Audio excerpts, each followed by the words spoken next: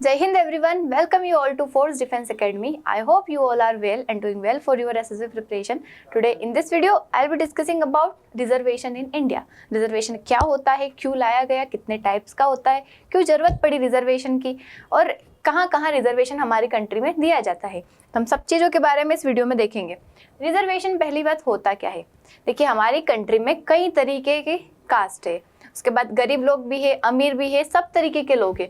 तो सबको बराबर चीज़ें मिले, मतलब सबको बराबर खुशियाँ मिले, बराबर मतलब अधिकार मिले, इसके लिए रिजर्वेशन का कॉन्सेप्ट लाया गया। तो ये एक अफर्मेटिव क्या है, एक्शन है जो कि प्रोवाइड करता है certain group of people with preferential treatment. मतलब कुछ ग्रुप ऑफ पीपल को हम प्रेफरेंशियल ट्रीटमेंट प्रोवाइड करते हैं on the basis of education, employment and other areas. हम उनकी मतलब किस तरीके से, या तो एजुकेशन में हो सकता है कोई ज़्यादा पिछड़ रहा हो तो उनको हम रिजर्वेशन प्रोवाइड कर देंगे, हो सकता है किसी की इनकम बहुत ज़्यादा कम है ताकि वो सोसाइटी में आगे उठ पाए इसलिए हम उनकी हेल्प कर देंगे, हो सकता है किसी के साथ डिस्क्रिमिनेशन हो रहा है gender based, religion based, caste based, तो उनको हेल्प करने के लिए तो इस तरीके से रिजर्वेशन प्रोवाइड किया जाता है।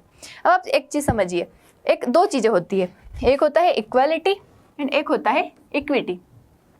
तो इक्वालिटी मतलब क्या होता है कि हम सभी को बराबर अधिकार दे रहे हैं। जैसे एक पर्सन है जिसकी इनकम है 1 करोड़ रुपए, एक पर्सन है जिसकी इनकम है 1000-2000 मुश्किल से कमाता है, हम इक्वालिटी बोल रहे हैं। मतलब हम क्या कर रहे हैं, हम 1000 रुपये अगर वो कम इनकम वाले को देंगे, 1000 रुपये वही करोड़ वाले इनकम वालों को देंगे। इसका मतलब क्या है कि हम क्या कर रहे हैं, इक्वालिटी।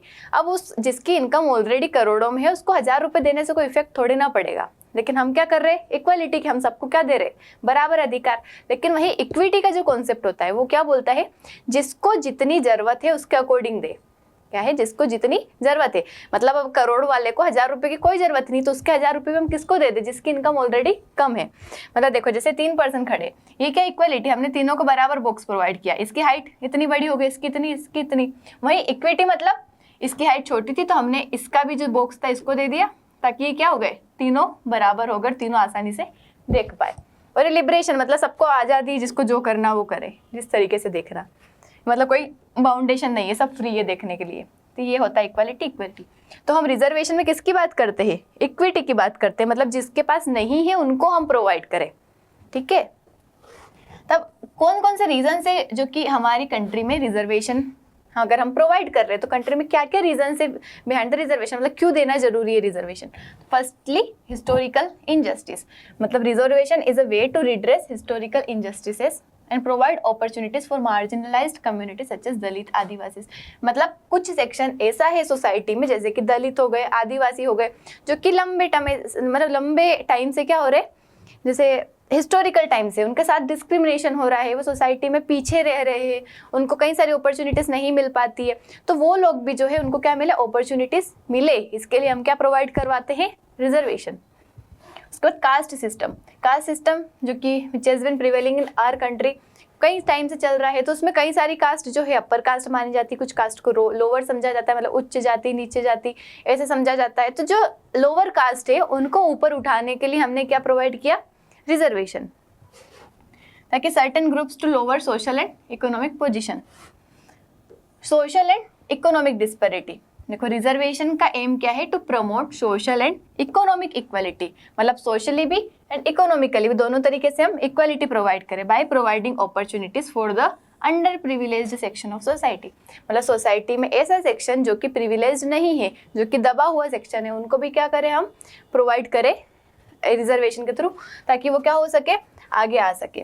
इनएडिक्वेट रिप्रेजेंटेशन, कई सारे चीज़ें हैं जहाँ पे लोगों का रिप्रेजेंटेशन नहीं हो पाता है। जैसे हो सकता है पॉलिटिक्स में रिप्रेजेंटेशन नहीं हो रहा कुछ सेक्शन का, किसी का एजुकेशन में नहीं हो रहा, तो उनको क्या मिल सके, रिप्रेजेंटेशन मिल सके उसमें, इसलिए हम रिजर्वेशन प्रोवाइड करवाते हैं।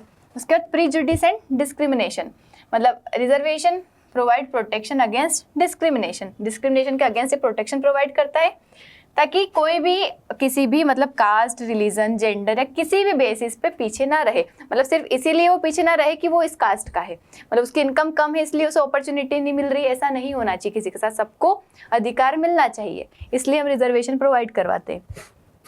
अब डिफरेंट टाइप्स के रिजर्वेशन होते हैं, जैसे कि वर्टिकल रिजर्वेशन। वर्टिकल रिजर्वेशन मतलब इसमें reservation of seats in educational institution and jobs in government services, किसके लिए, schedule caste, schedule tribe and OBCs.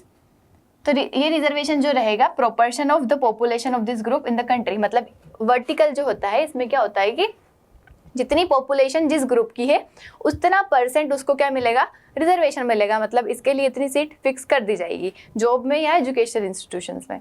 वहीं हॉरिजॉन्टल रिजर्वेशन की अगर हम बात करें तो इसमें स्पेसिफिक कैटेगरी जो होती है with in the reserved category, मतलब ऑलरेडी जैसे एसटी के लिए सीट रिजर्व है, इसके अंदर अगर और हम चाहेंगे तो उसके अंदर क्या होगा और रिजर्व करेंगे। For example within the SC category reservation there can be reservation for differently abled people, मतलब उसके अंदर डिफरेंटली एबल्ड पीपल के लिए रिजर्वेशन होगा।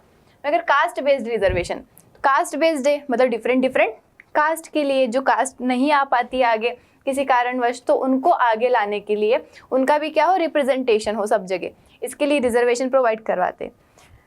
उसके बाद जेंडर बेस्ड, मतलब डिफरेंट जेंडर, जैसे विमेन का कहीं जगह पार्टिसिपेशन नहीं हो पाता है, रिप्रेजेंटेशन नहीं होता है, तो विमेन को आगे लाने के लिए एजुकेशन की फील्ड में, पॉलिटिक्स की फील्ड में, डिफरेंट फील्ड में, इसके लिए क्या है, जेंडर बेस्ड रिजर्वेशन। जैसे कि कॉन्स्टिट्यूशन ने प्रोवाइड किया है 1/3 reservation by the help of article 243।